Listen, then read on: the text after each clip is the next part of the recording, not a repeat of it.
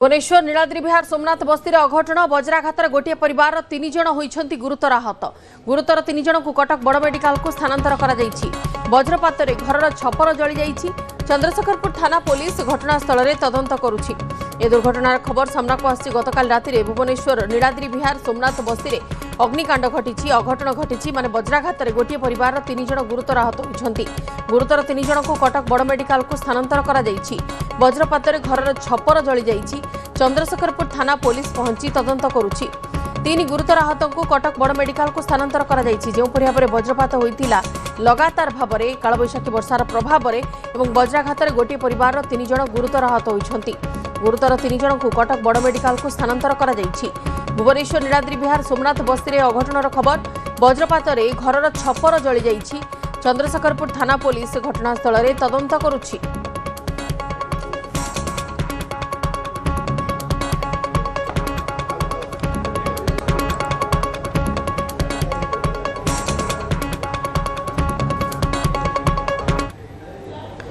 कालबैशाखीर तांडव बिजुली घड़घड़ी सह प्रबल वर्षा भुवनेश्वर समेत सारा राज्य में कालबैशाखी प्रभाव में वर्षा सह पवन होइछि। गतकाली संध्यार विलंबित राति पर्यंत वर्षा लगी रही। सेपरी कटक कलाहांडी सुवर्णपुर और सुंदरगढ़ में कालबैशाखी प्रभाव में लगाण वर्षा सह कुआपथर माड़ होइछि। कलाहांडी जिलार विभिन्न अंचल में अपराह्न प्रबल कुआपथर माड़ होइथिला। कुआपथर माड़ फल अनेक स्थान में कच्चा घर नष्ट हो जाइथिबा बेले पनीपरिबा चाष भी क्षतिग्रस्त होइछि। सुवर्णपुर जिलार विभिन्न अंचल में घड़घड़ी सह वर्षा सांगक केतेक स्थान में कुआपथर माड़ होइछि। स्टील सिटी राउरकेला भी प्रबल वर्षा होइछि। वर्षा पवन फल लोके घर बाहर संभव हो पारि नथिला। आसंता 5 तारिख पर्यंत राज्य में कालबैशाखी वर्षा लगी रहिबो बोली पाणीपाग विज्ञान केन्द्र पूर्वानुमान करिछि। भुवनेश्वर समेत सारा राज्य में कालबैशाखी प्रभाव में वर्षा सह पवन होइछि। गतकाली संध्यार विलंबित राति पर्यंत वर्षा लगी रही। सेपरी कटक कलाहांडी सुवर्णपुर सुंदरगढ़ में कालबैशाखी प्रभाव में लगाण वर्षा सह कुआपथर माड़ होबार खबर आछि। कुआपथर माड़ फल अनेक स्थान में कच्चा घर नष्ट होइतिबा बेले पनीपरिबा चाष भी क्षतिग्रस्त होइछि। सुवर्णपुर जिलार विभिन्न अंचल में घड़घड़ी सह वर्षा सांगक केतेक स्थान में कुआपथर माड़ होइछि। स्टील सिटी राउरकेला रे प्रबल वर्षा होइछि। वर्षा पवन फल लोके घर बाहर संभवपर होई नथिला। आसंता 5 तारिख पर्यंत राज्य में कालबैशाखी वर्षा लगी रहिबो। जो भाव में कालबैशाखी वर्षार प्रभाव विभिन्न अंचल परिलक्षित होइछि। स्थाने स्थाने कुआपथर माड़ होइछि। फसल तो क्षतिग्रस्त होइछि। अन्य पक्षरे यातायात किछि स्थान में व्याहत होइथिला। किछि स्थान में घर छपर उड़ी जाइथिबार खबर सामना को आसिछि। लोक माने क्षति सहिछन्ति किंतु अन्य पक्षरे गरम गुळुगुळीरु यह सामयिक आश्वस्ति देइछि। रास्तार जो सब गछ पड़िछि ताकू अग्निशम टीम तरफ काटी सफा करा जाउछि। रास्ता को यातायात उपयोगी करा जाउछि। सहयोगी निरुपमा अच्छे आम सहित सविशेष सूचना निरुपमा ये कालबैशाखीर प्रभाव गतकाली जमी भुवनेश्वर परिलक्षित है क्यों क्यों अंचल यार व्यापक प्रभाव रही आगामी केते दिन पर्यंत बंदिता केवल भुवनेश्वर नुहे काली सारा राज्य में आम जदि कहवा कालबैशाखीर प्रभाव देखा मिली मध्याह्न परठारु हठात पाणीपाग में परिवर्तन होगा सह तुहाकु तुहा वर्षा विभिन्न जिले में लगी रही बेले केउठी कम तो केउठी अधिक झड़ पवन सांगक वर्षा परिलक्षित होइछि एवं विभिन्न जिलूर जहाँ नजर आसी प्रबल झड़ तोफान को नहीं केउठी गछ उपुड़ा विद्युत खुंट भांगा किंबा कौनसी कच्चा सड़क कच्चा रास्ता प्रभावित होबार नजीर बा घटना सामना को आसी सारी गतकाली भुवनेश्वर और तार पार्श्ववर्ती अंचल में प्रबल वर्षा राति अनुभूत होती।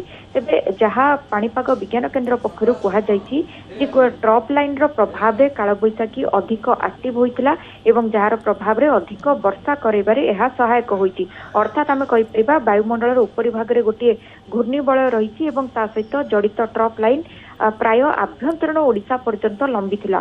तेणु ये ट्रप लाइन प्रभाव में सारा राज्य में वर्षा कराइबा पई सहायक होइछि। उपकूल उपांत दिन में खरा गरम गुळुगुळी रहिथिले मध्य अपराह्न परठारु उपकूल उपांत सबुठी वर्षा देखा मिली। केउठी स्वल्प तो केउठी मध्यम बा केउठी हालुका वर्षा देखा मिली किंतु सारा राज्य में वर्षा परिलक्षित होइछि। जहाँ आज सकाळ 9टा पर्यंत बलवत्तर रहिबो बोली कुआ जाइछि किंतु यहा परे दिन में पुणी खरा गरम एवं गुळुगुळी अनुभूत हेबो किंतु कालबैशाखीर वर्षा लगी रहिबो। अर्थात अपराह्न परे कोनोसी समय हठात गतकाली भली पाग परिवर्तन होई पारे सेति मध्य साधारण लोकंकु सचेतन करिछि पाणीपाग विज्ञान केन्द्र।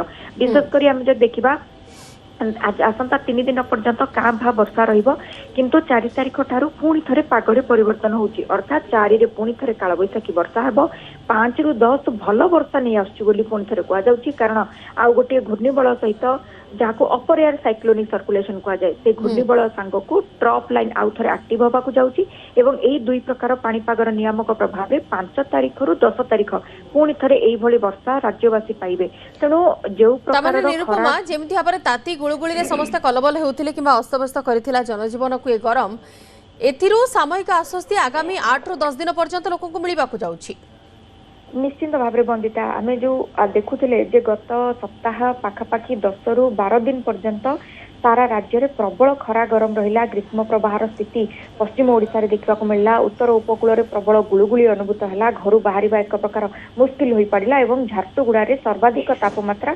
45 डिग्री पार करिछि तेणु से सबु स्थिति वर्तमान आश्वस्ति मिलवाई जाऊँगी कारण प्रथम सप्ताह आम मे मासरू कहवा आज प्राय 10 तारिख पर्यंत काल बैशाखीर वर्षा मझिरे मझिरे साधारण लोक को आश्वस्ति देव जो मात्रा तापमात्रा वर्तमान रही ताहा सामान्य ह्रास पाइब बोली गोटे प्रकार सूचना वर्तमान सुधा मिल पारुछि। बिल्कुल धन्यवाद निरुपमा आपण खबर ऊपर नजर रखि थांतु बिजुली घड़घड़ी सह प्रबल वर्षा देखिला काली राजधानी भुवनेश्वर केवल भुवनेश्वर नुह भुवनेश्वर सहित कटक विभिन्न स्थान रे कलाहांडी सुवर्णपुर सुंदरगढ़ रे भी लगाना वर्षा सहित कुआपथर माड़ होईछि तेबे ए प्रभाव आगामी 3 ରୁ 4 दिन पर्यंत लागि रहिबो बोली कहा जाईछि पाणीपाग विज्ञान केन्द्र तरफ एवं सामयिक आश्वस्ति मिलिबो तातीरु गरम गुळगुळीरु।